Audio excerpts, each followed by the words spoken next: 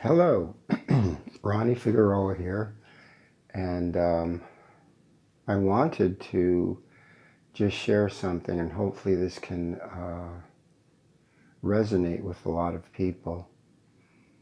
I'm in this. I guess I'm at a state in my life right now where I'm beginning even more and more so see the need for deeper connection. And when I say connection, I mean with what I consider to be a universal energy, power, spirit, something that connects us that's much more vast and more intelligent in a way that we don't understand intelligence. And it's not like it's some God or something outside of us. It's something that's already within us. And I think we need to learn how to tap into that in such a deep way where it becomes the most important thing in our lives, and everything else needs to be secondary or even insignificant in comparison to the connection with this thing, whatever you want to call it. Sometimes I'll call it spirit, sometimes I'll call it me, sometimes I'll call it. And it is, what is that in the Bible? I think somewhere where God was speaking to Moses and he's trying to figure out who you were, what's your name, what you're all about, what do you identify with? I am. That's what the burning bush was saying. I am that I am. I am. Just like us, we are. That's all we really need to, if you want to call it, understand or operate in and generate with, that we are. And then keep bringing ourselves back to this we are. And the better practice to do that is to use what we have all the time. And that's our bodies. You can use that with just consciously bringing yourself to this awareness of you being in your body. Almost like literally thinking that here you are, right? These are practices. Now you can do your own the way you want to. Some would say, well, hey, I'm just going to be in the moment, or I'm just going to be aware. But I believe that's not enough. What we really need to learn to do is be aware, because I think that's the primary concept of us in any given moment. Us in the sense of you individually, and then learning to see the us as we are connected by learning to vulnerably be here in all kinds of circumstances. When the mind takes over, or frustrations come in, or interruptions come in, or all kind of things come in, it's so important to practice, especially in those really, really difficult situations, to almost like separate yourself from that and be here with who you truly are, what you truly are. And the more you practice that, you find yourself able to handle all of these environmental things and internalize stressors, internalize traumas and conditioning and negative conditionings that we have. And then they transform by developing this connection with this thing that is a part of us individually and a part of us collectively. Of course, in the beginning, when you're really starting to want to be connected to something, and that's what we all really want. And to me, again, I hope people can understand this. There is something already within us, and I'm just saying within. Is it like just literally in my body? I don't know the concepts. I just know that the practice of using this helps for us to maintain this connection. It's the best practice, and all we have to use is what we already have. You can use that with breathing and bringing yourself back to moment by moment, being aware of you breathing, or being aware of you just being. And the more you can do that on a moment by moment basis, the easier it is to heal and to allow the things that are inside to come up. And again, I'll say especially, and you'll find yourself able to do this over a period of time. You can be with a whole bunch of different people, a whole bunch of stressors, noise, whatever, whatever, whatever. And by practicing this, you find yourself not being as pulled by those things. And the more you practice it, the harder it is for those things to pull you away from this connection with yourself. And then what happens is these wonderful acts of synchronicity start to continue to come in your life. And it's important to stay here with it while those things are transpiring. And if you're doing it well in a more balanced kind of way, it's not like you're anticipating the changes or the acts of synchronicity. Is there a positive expectation? Yeah, there should be.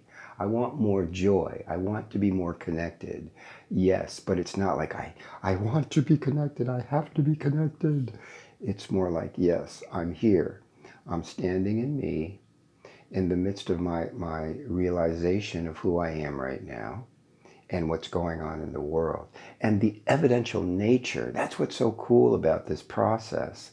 The evidential nature of what's really going on inside and outside becomes clearer. And one of the things that occurs quite often, you'll feel differently. You'll have a deeper connection and knowing, if you want to call it that. And at the same time, you're going to have a lot of pain.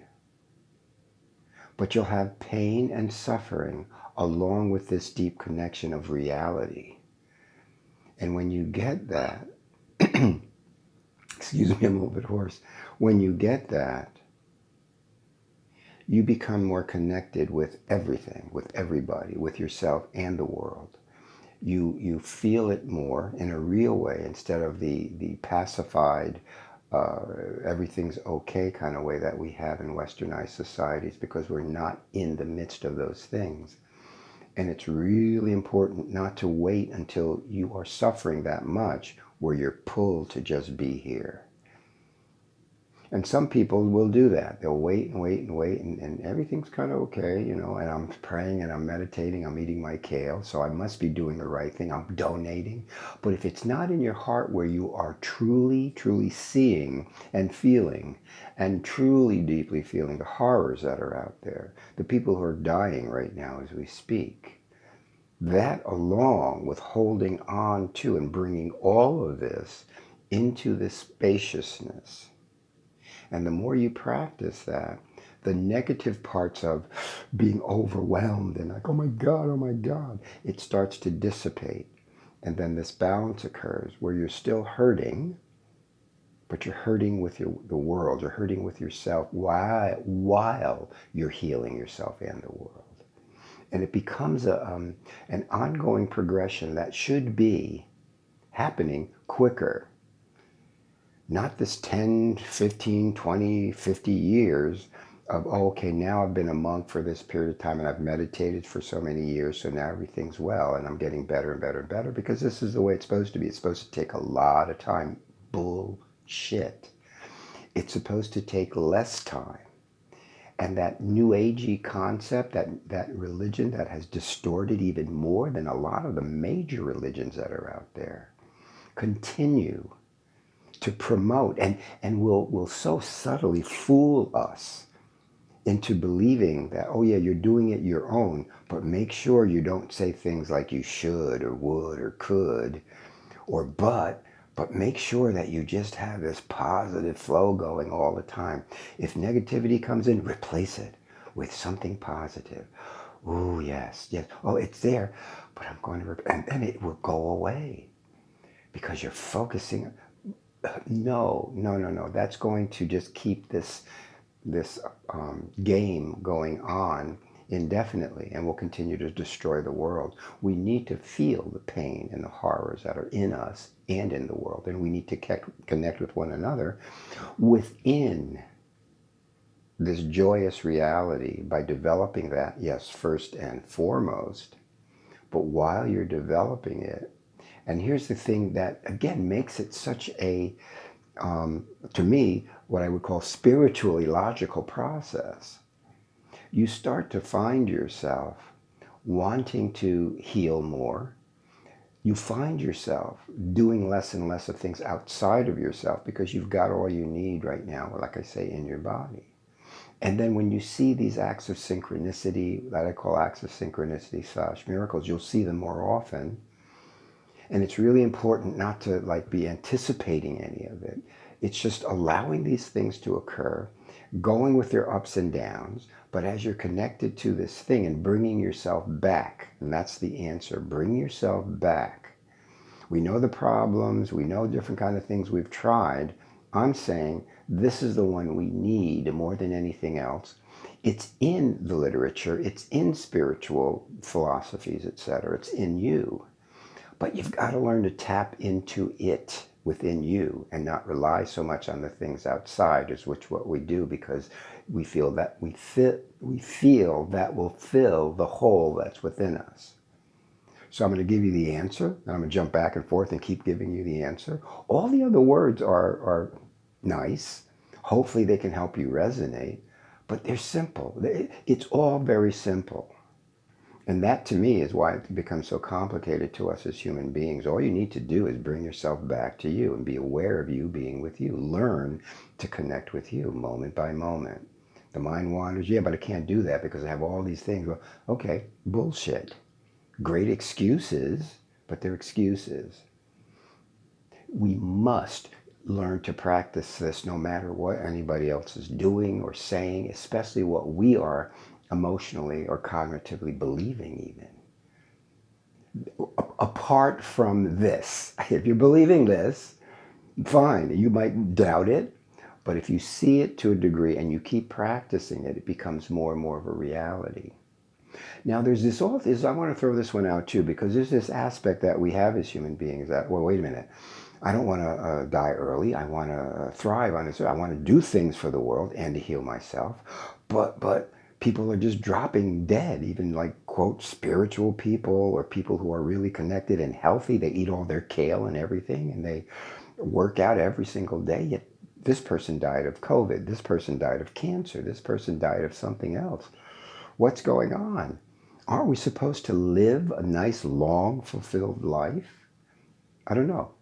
I don't know if we all should, but I do believe very, very strongly that the idea of manifestation is a reality. And for most of us, if we live this life connected, most of us, if we live this life connected to ourselves, you're going to avoid a lot of the things that could cause a physical illness.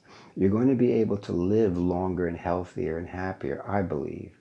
But there are also those who aren't and can be living the same way, and even more so. Why are they dying? Why? I don't know. I don't know. That's a part of the I don't know. But it also makes me believe, and maybe this is some of the logic to it, maybe, that we are all, no matter what we're going through, capable. And I've seen it in people, I've heard it, I've seen it, I've read it, where they're dying of chronic pain, of disease, and they do pass. But those that are there are totally there, so much more so. Some rely on the drugs, some are afraid, some just die in pain and agony. But the ones who get this more and more, especially during those times, as I've said before, the time to truly, truly transcend is while you're in the midst of the pain, of the horror, of the stuff that's going on. And it makes it easier even to be that more connected. And then if you have to pass on, you'll pass on. But those that are around you will see that and feel that. And they will be more positively affected for their own suffering. Because are we all supposed to change the world? No. If you can change yourself and your family members or people in your community to some degree, if you can make a person smile, that could be saving their lives. I know people who go out and just meet someone and they'll just say hi and a little simple thing, and the person just kind of starts just radiating with them and letting them know that they're suffering because they just feel they can open up that way. And then they tell that person, you've saved my life. It happens all the time. But we've got to be in this place to keep going forward with what we have for one another.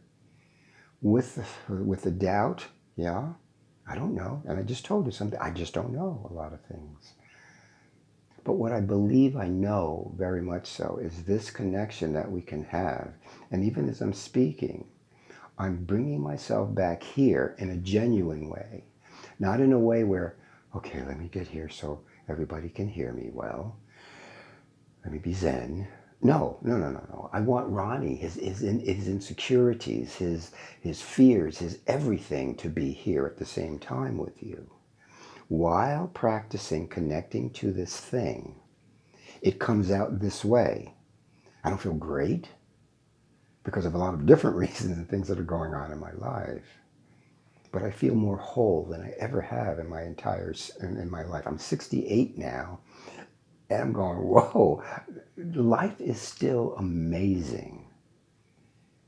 And I want to help change it for me and for other people more and more and more. And the more I stay here, I believe very strongly that that's going to continue to grow. And that's all we need to really see is just bring yourself back to who you are. If you need practices to do that, you can breathe. Got breath. I'm aware of my breathing. Oh, that just centers you more. You can do that anytime. You can be in a crowd and people can be just speaking nonsense and you can be getting frustrated, or you could be doing a million things and you've got to do this and got to do this, but you can take a second, a minute, and just go, okay, whew, I just am aware of my breathing. I just realized I'm breathing in. Oh, I'm exhaling. It helps you focus. And then that repetitive nature helps our brains cognitively to do that repetitively and see the benefit and continue to do it. And then by doing it, we have the benefits of putting that much more better oxygen, slowing ourselves down. And we're slowing ourselves down, but don't try to slow yourself down. Just be aware of you, how you are in any given moment. That's where the healing comes from, because that's being vulnerable. I like these three things that I say about just the basics of being genuine, learning to be genuine with yourself and others just by practice, practice, practice, practice, but a genuine practice, a gentle, a genuine practice. That's you, not what other people say in the books or the videos. You're learning to glean from them, but it's you. And then being vulnerable enough to just stand alone in this genuineness, and then take risks of moving forward and sharing these realities, this vulnerability to the rest of the world. With boundaries, we can get into all those kind of specifics later. With, excuse me, with incrementally going to those that you can open up more to this way. When I say open up, because I've heard someone say, oh, I have so many friends and they trust me and they tell me everything about their lives. You can tell people a million things about your life, and you can even be sharing some of your pain and hurt. But to find a person or people in your life who are so genuinely ready all the time to be that open and honest with you second by second, no matter what, that's rare to find. And if you can find one or two or three, you're blessed. And then those are the people that you want to truly grow even more so with, and should be able to, in a shorter period of time, even grow even that much closer. And again, that fantasy that people have, oh yeah, I'm already there. Why then is, no matter who you are, whether you're a quote spiritual guru or whatever, or enlightened being or person, we still have this high divorce rate between two people or peoples that are supposed to be interconnected. So we develop codependency instead of interdependency. And I don't want to get into too many other things. We can always do those things. You can ask me questions or whatever. But the key part of it all is to keep practicing this, and you'll see the results. Now, here's one of the drawbacks that you should look for. If you are practicing this specific technique, and we can go over it more so at different times if you want to really fine tune what this means to you. But the more you're experientially living this, the more you'll see these consistent growth spurts, if you will, or just even things that become like so much more readily real to you. And then you see the acts of synchronicity / miracles going along with it. by practicing this. And then you see that. And that's the evidential nature of this process.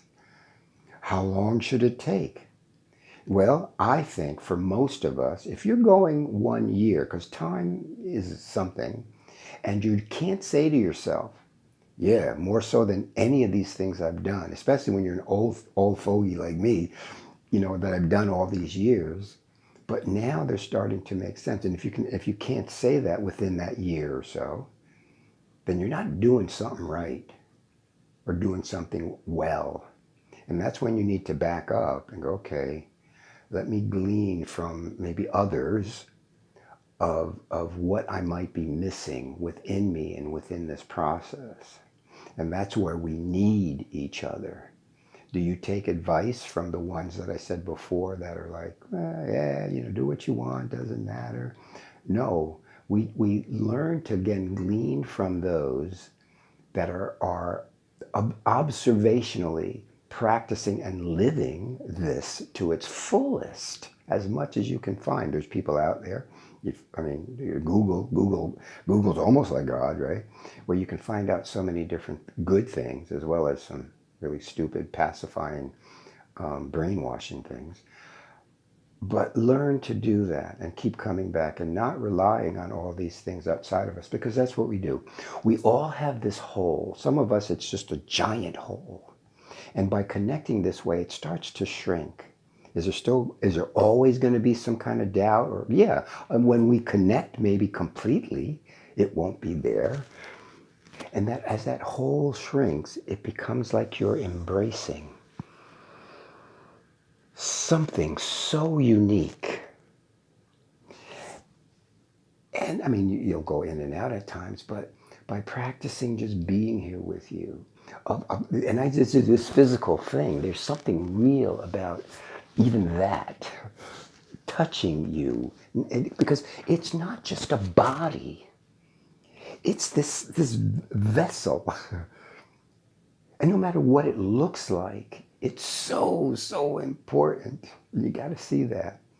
Now, should you try to get in shape? Don't be like 1,000 pounds and think that that's okay, because it's not. But it's also very important to practice this first and foremost, and all of those other things that you need. If you need to gain weight or lose weight or stop an addiction or whatever, it'll happen by the exposure of these things that are inside of you incrementally. If you get overwhelmed by too many things, whether you have PTSD, traumas of rape or whatever, or violent crimes, but let them come up to this place. Keep breathing, releasing, and just live that way moment by moment. Wow, there was a part of me that was hoping I'd say more, but I think I'm going to leave this one here. I haven't done one of these in a while. Hopefully those who have been following some of my stuff will see this too. I'm going to put it on the YouTube thing. I wish I knew how to do this more in a marketing way, but that's not me. I had somebody working with me, but for some reason it just kind of fell apart. So I'm not going to fight to make anything like that happen, but I'll take steps, and I'm hoping and praying that we get together, because that's another thing. The community aspect is so important, but to develop this within the community is essential, especially now we have an opportunity. I hope it doesn't all go back to business as usual, because then we'll forget, and then we won't remember the Holocaust, and then we won't remember 9/11, then we won't remember the 9 million people who are dying of starvation every year, I think. But we'll live together with that more and more, and we'll change the world more and more, and we'll change ourselves. And if you can just do that, that's pretty cool. So let's connect. You can reach me. Let's see. The one email address is THEHI, the number 31111. I think there's 4 ones at gmail.com. So THE31111 at gmail.com. And what that spells out is the high 31111 at gmail.com. And any questions that you might have, fine. I'm probably not going to comment or respond very much to too many of the comments. Some I might, but mostly I'll want to answer any questions that you have. And please keep it brief.